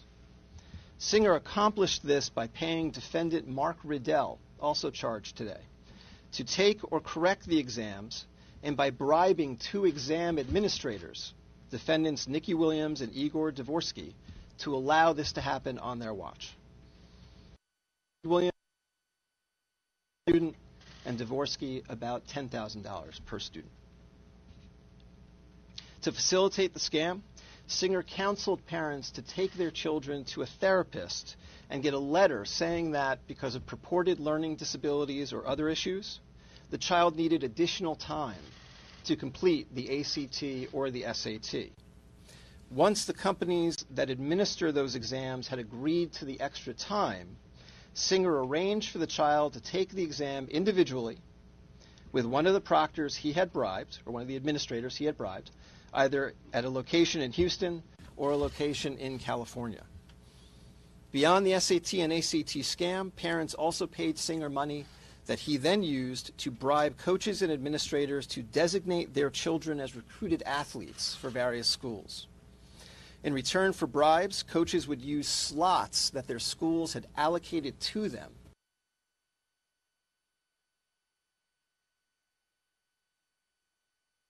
to take the applicants Singer had identified. Singer worked with the parents to fabricate impressive athletic profiles for their kids, including fake athletic credentials or honors, or fake participation in elite club teams. In many instances, Singer helped parents take staged photographs of their children engaged in particular sports. Other times, Singer and his associates used stock photos that they pulled off the internet, sometimes photoshopping the face of the child onto the picture of the athlete and submitting it in support of the applications for these children to elite schools. In one example, the head women's soccer coach at Yale, in exchange for $400,000, accepted an applicant as a recruit for the Yale women's team, despite knowing that the applicant did not even play competitive soccer. The student was in fact admitted, and afterward, the student's family paid Singer $1.2 million for that service. In addition to the standardized test scam and the college admissions scam, Singer also arranged for someone to take online high school classes in place of certain students, so that those students could submit higher grades as part of their overall college application packages. The parents' payments to Singer for these services were made, at least in part, as charitable contributions to the sham charity that Singer had set up. At his direction, employees of the charity sent Singer's clients acknowledgement letters, falsely confirming that no goods or services had been exchanged for the purported donation. This enabled the parents to not only mask the true nature of the payment, but also take the tax write-off at the end of the year. Today, we have charged 33 parents nationwide with hiring Singer's group to defraud testing companies and/or various universities. These parents are a catalog of wealth and privilege. They include, for example, CEOs of private and public companies, successful securities and real estate investors, two well-known actresses, a famous fashion designer, and the co-chairman of a global law firm. Based on the charges unsealed today, all of them knowingly conspired with Singer and others to help their children either cheat on the SAT or ACT and/or buy their children's admission to elite schools through fraud. Singer's clients paid him anywhere between $100,000 and $6.5 million for this service, though the majority paid between $250,000 and $400,000 per student. This case is about the widening corruption of elite college admissions through the steady application of wealth combined with fraud. There can be no separate college admission system for the wealthy, and I'll add that there will not be a separate criminal justice system either. Every year, hundreds of thousands of hardworking, talented students strive for admission to elite schools. As every parent knows, these students work harder and harder every year in a system that appears to grow more and more competitive every year. And that system is a zero-sum game. For every student admitted through fraud, an honest, genuinely talented student was rejected. The parents charged today, despite already being able to give their children every legitimate advantage in the college admissions game, instead chose to corrupt and illegally manipulate the system for their benefit. We're not talking about donating a building so that a school's more likely to take your son or daughter. We're talking about deception and fraud, fake test scores, fake athletic credentials, fake photographs, bribed college officials. As you can see from the various charging documents unsealed today in this case, the investigation was complex and extremely labor-intensive. 2 defendants will plead guilty this afternoon. As I mentioned before, William Singer will plead guilty at 2:30 today in this courthouse. And John Vandemore, who is the head sailing coach at Stanford University, will also plead guilty today at 3 p.m.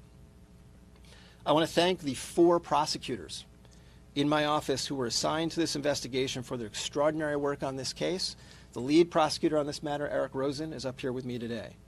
I also want to thank the FBI and the IRS for their usual professionalism and skill in the investigation and takedown of this case. The takedown today involved over 200 federal agents nationwide who arrested 50 people in 6 states and on both coasts. With that, I'll hand things over to Joe Bonavolonta, who is the special agent in charge of the Boston office of the FBI. Thank you. Thank you, Andy. Once again, my name is Joe Bonavolonta, and I'm the special agent in charge of the FBI Boston Division. Operation Varsity Blues culminated early this morning when approximately 300 special agents from the FBI and the IRS criminal investigations set out to arrest 46 individuals across the country for their roles in an international college admissions bribery and money laundering scam. So far, 38 individuals have been safely taken into custody, and 7 are working towards surrender. 1 is being actively pursued. Another 4 are expected to plead guilty here in Boston, 2 later today, and 2 in the coming weeks.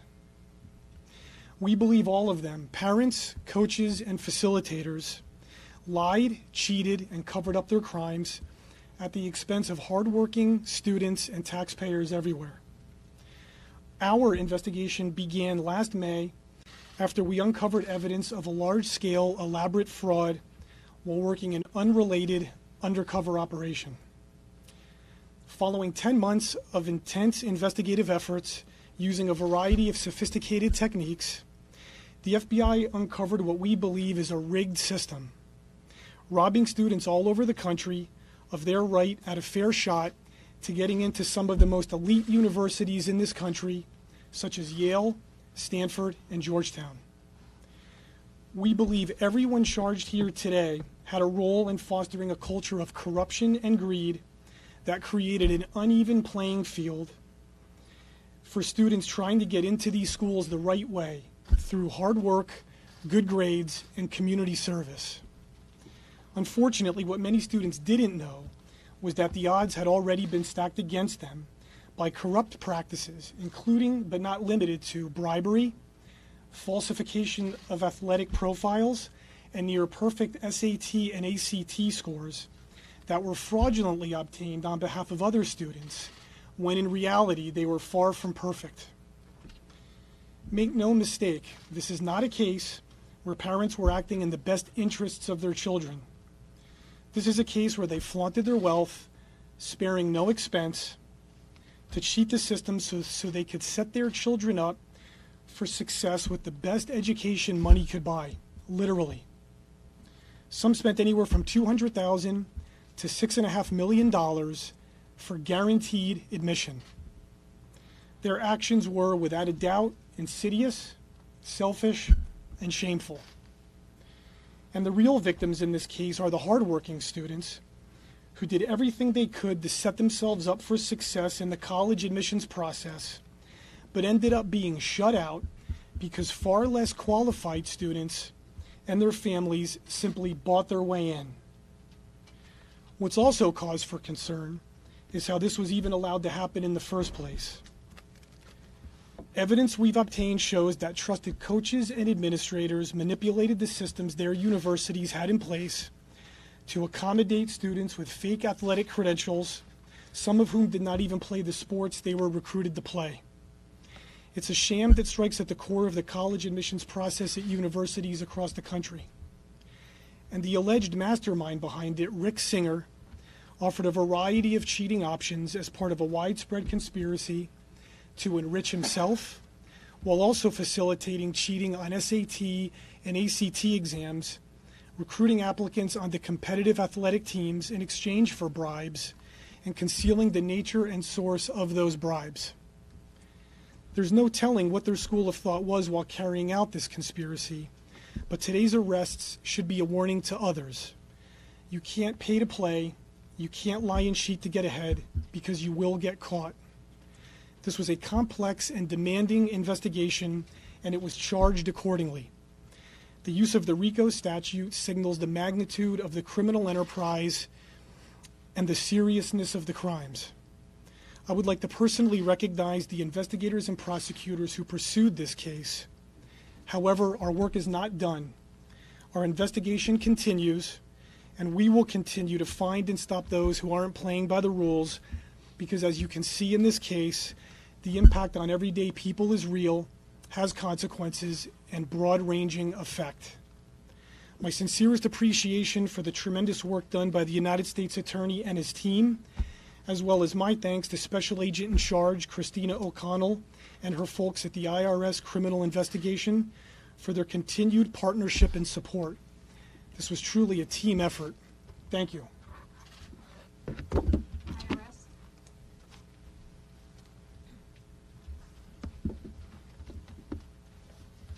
Good morning, and thank you all for being here.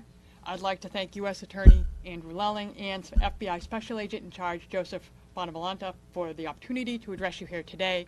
Again, my name is Christina O'Connell. I'm the Special Agent in Charge of the IRS Criminal Division of the Boston Field Office. This morning, special agents from IRS Criminal Investigation, alongside the FBI, arrested dozens of individuals for their role in a nationwide scheme to exchange bribes for college admissions. At the center of this sweeping financial crime is William Rick Singer. Singer and the others arrested today conspired to not only make and receive bribes, but to also funnel those bribe payments through a bogus charity founded by Singer. Utilizing this charitable business facade, Singer was able to conceal the true source and nature of the bribe payments. Then, to further the false legitimacy, Singer advised parents making the bribes that they could deduct the illicit payments as charitable donations on their own individual income tax returns. Overall, IRS Criminal Investigation and the FBI traced over $25 million in bribes laundered through this alleged charity founded by Singer. Overall, our investigators also revealed that the true objective of those involved was not charity at all, but greed. IRS Criminal Investigation will continue to collaborate with our law enforcement partners in the United States Attorney's Office on these complex financial investigations to ensure that the honest American taxpayers receive the message that IRS Criminal Investigation will never let financial corruption and greed trump hard work and honest effort. Thank you. Questions? How did Boston become the lead office to prosecute this case? Well, it appears to be a conspiracy nationwide in scope. There are several connections to the Boston area. So fake test scores, for example, were submitted to Boston College, Boston University, and Northeastern. Two of the defendants live in the state. A lot of the conspiratorial activity, phone calls, meetings, did happen here. And we, frankly, have the resources and the sophistication to take down a case of this magnitude. Do you have any idea how many students were able to make an We don't know the total number. As Special Agent in Charge Bonavolenta mentioned, this is still ongoing. So the 33 parents who we have charged, their children were able to get in somewhere. There are more than that, but I'm not prepared to give you a total. Is there anything that's going to happen to those students? I'm sorry? Is there anything that's going to happen to those students who got in fraudulently? Well, there are two aspects to that question, right? There is, what is the reaction of the schools they go to? We leave that to the schools. That's not my bailiwick. As to charges against them, we're still considering that. It's not an accident that there are no students charged in these charging documents. The parents, the other defendants, are clearly the prime movers of this fraud. It remains to be seen whether we charge any of the students. What degree were students? What degree did the students graduate? Do you know any percentage of how many students that actually got in fraudulently went on to graduate, get degrees? I don't know the answer to that question. How active were the students? I'm sorry? Obviously, there's two parents particularly popular, close to Compton and Lori Law School. It sounds like they took two different routes. Can you go into a little bit more detail what each of those kind of churches are doing? Well, they're essentially, I'll speak more broadly. There were essentially two kinds of fraud that Singer was selling. One was to cheat on the SAT or ACT, and the other was to use his connections with Division I coaches and use bribes to get these parents' kids into school with fake athletic credentials. Some parents took advantage of one. I think Ms. Huffman, for example, took advantage of one of these, which was the SAT cheating scam. Some took advantage of the other, and some took advantage of both. There's no pattern that way. Any understanding as to why she didn't do it for a second child according to the paperwork? I can't comment on that. Can you explain a little bit more about how you guys uncovered this? I think what I can say is that our first lead in this case came during interviews with a target of an entirely separate investigation who gave us a tip that this activity might be going on. Beyond money, how did Rick Singer get his influence? How did he build up all these connections? Well, I think he began in this college counseling business years and years ago and built up his connections over time. I think beyond that, I can't really comment. As you can tell from the charging documents, the recruitment part of the scam depended on the personal relationships he had established with Division I coaches at a variety of elite schools. It says in here that the students are minimally involved in the exam cheating, but for a lot of these things, in terms of like getting the definition of learning disabled, how involved were the students? How much did they know what was going on? That varied tremendously. And so, for example, when you look at the complaint affidavit, which I realize is quite long, you will see instances where it's important to parents that their child not know that this had occurred. And in that kind of instance, the student would actually go and take the exam, and someone working for Singer would come in afterward, correct enough of the answers, submit the exam. In some instances, however, the child did know. And in fact, there's an instance in the complaint affidavit where a particular defendant and his daughter are on a conference call with Singer to discuss the scam. So there was a pretty wide range of how parents tried to play this, and Singer, I think, attempted to accommodate whatever the parents wanted to do. The coaches who are taking these bribes, was it for personal gain, or was it sometimes going towards the athletic programs at the school? It was both. So there is one coach who did not take any of the money for himself. The other coaches all took some money for themselves. Some took all of it for themselves, but most, it appears, gave some portion to the school's program and took some for their own use. Was this case tied to you mentioned another case that gave you a lead. Was this the Jerome Allen case with Celtics? No, it was not. You said the BC Northeastern BU were somehow victims of this admissions fraud. Can you elaborate on that? Well, they all received test scores that were artificially inflated through the cheating scandal. In one instance, as you'll see in the complaint, it appears that one of the defendants entered a quid pro quo with Singer, where Singer would help that defendant's student commit fraud, and in exchange, the parent would help one of Singer's other clients with admission to Northeastern University. I know it's a little confusing, but you'll see that in the complaint. And there's no evidence that the schools knew anything about this? I mean, they just believed what he was giving them? I think that's an important distinction to draw. It appears that the schools are not involved. It appears that in all of these instances, with the exception of one USC administrator who we have charged, University of Southern California administrator we have charged, the coaches were allotted slots for athletic recruitment. The coaches worked with Singer, meaning they accepted bribes. Singer gave the coaches sufficiently impressive fake athletic credentials. The coaches used those athletic profiles to convince everyone else internally that this was a good recruit for the team. The person was admitted, and the coach pocketed a bribe. Can you talk about some of the punishments, the level of punishments these defendants will face? It's a little premature for that. I mean, the statutes that we charge people under all have very high statutory maximums, but the actual sentence that someone might face, we just don't know that yet. It's very premature for that. Some of these bribes are substantial. You know, bribes between, as I said, usually between $250,000 and $400,000.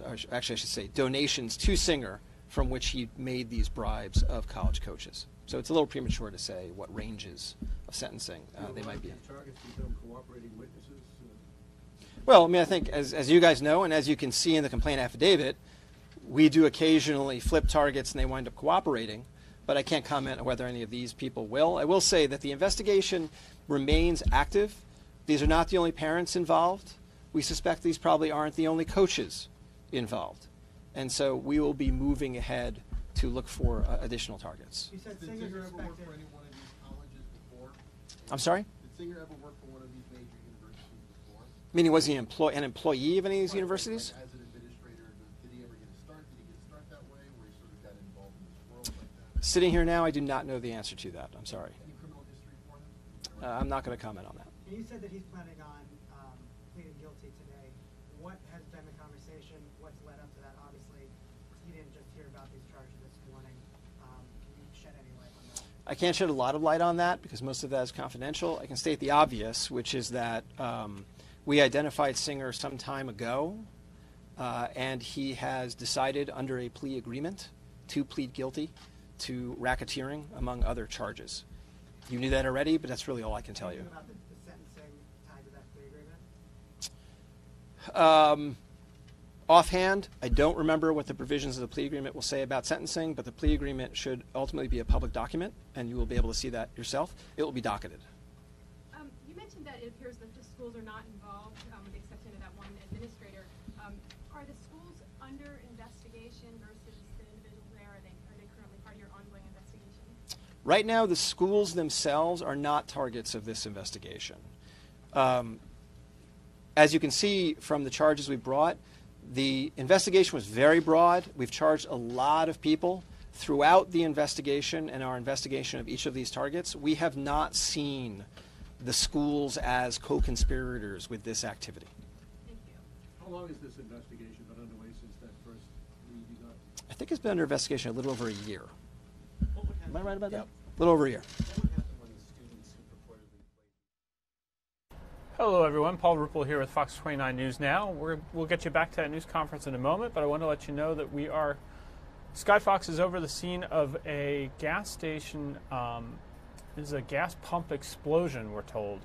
This is at Rising Sun Avenue in Wyoming, in the Feltonville section of the city. You see it looks like the overhang has collapsed where that gas pump explosion occurred. We'll get you more information as it becomes available. It looks like there could be a vehicle under that collapse. We don't have any information about injuries. We do hear that they may have called for an additional foam unit to come out and respond to this scene. When we get more information, we'll bring it to you. For the moment, I'll take you back to the news conference here.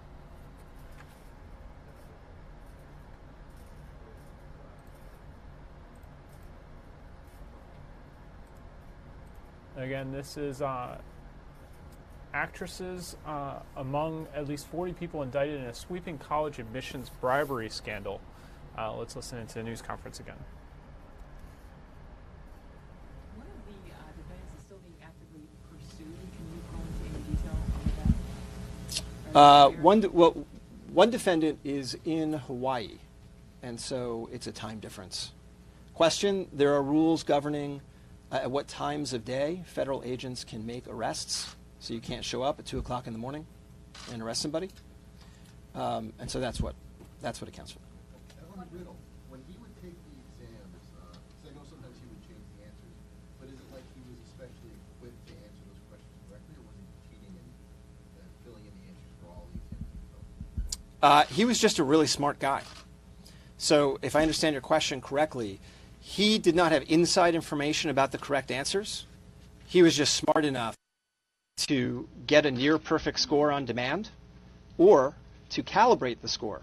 So Singer would discuss with his clients what kind of score they're looking for.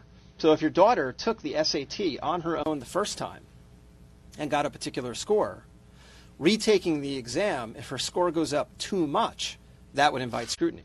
And so Singer would discuss with parents what kind of score was impressive, but not too impressive, and then would instruct Riddell to attempt to get that score. And he was just good enough to do it.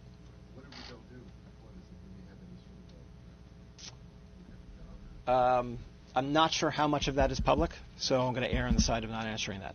I think in the charging document for Riddell, which is now public, you will find whatever I'm allowed to say on that point, but I don't remember it standing here. How do they actually change the SAT and ACT scores? Like, what do they actually do? Well, Riddell would either take the exam in place of the student or would correct answers after the student handed in the card with his or her answers on it. And that would be submitted to the SAT, to the College Board or ETS for the SAT, or to ACT Incorporated for the ACT, and it would just be scored under that person's name. Did the College Board ever have any inclination? I mean, was there anything that they thought there might be cheating going on? Did any of the prompting of this investigation come from them? I can't comment on that. There were two pretty prominent actresses that you mentioned. Is it safe to say they were among those who were arrested without incident today? Yes. Okay, thank you guys. Thank you.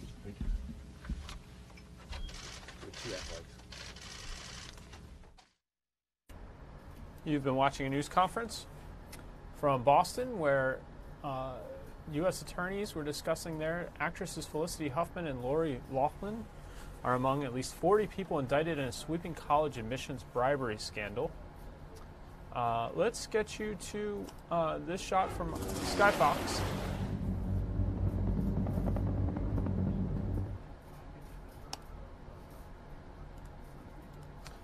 This is, as I was mentioning earlier, a gas pump explosion.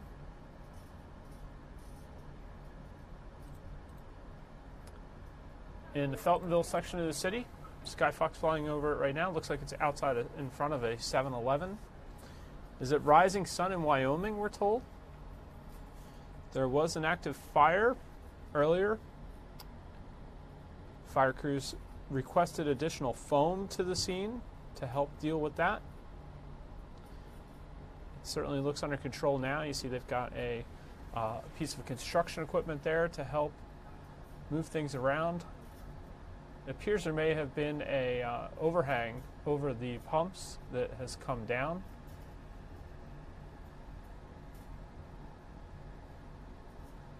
Stay with this shot for a moment. We're certainly working to gather more information, and we'll get you whatever we have on tonight's Fox 29 News at 5, 6, 10, and 11. And immediately if we get more in.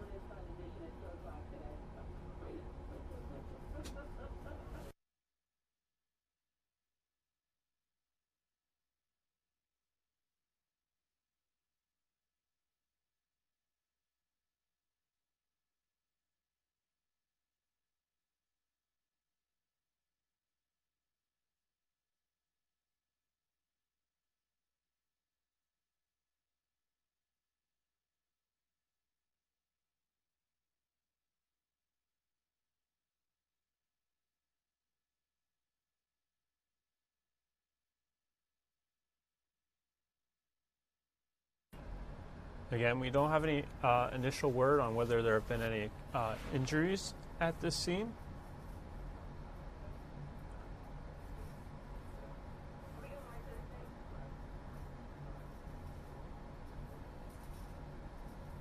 As soon as we get more about this gas pump explosion, we'll certainly be posting it to our website, fox29.com. Continue to follow it on our Facebook page and elsewhere. And as I mentioned, we'll have updates on our live newscast tonight.